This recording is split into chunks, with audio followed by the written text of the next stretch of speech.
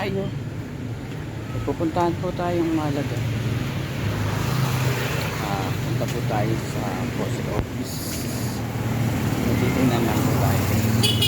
Dahil 3 weeks na hindi dumadating ang aking pin galing sa Google AdSense. Tingnan po natin baka napipending na sa post office. Titingnan ko po. Dahil malapit lang naman po dito sa amin yung post office. Ilalakad ko na lang po. Sayang pang pamasahin, mahal, 20 pesos. Lapit na po tayo. Lapit na po tayo sa post office.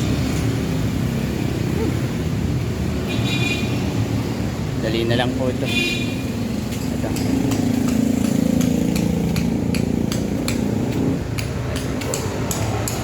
Dito na po tayo. Ay, bigo na naman tayo.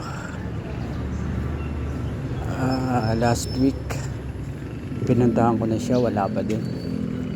Binilikan ko ngayon, wala pa din. Hindi pa rin natin mag-verify ang ating email ad. Tatagalan pa tayong sumahod dito.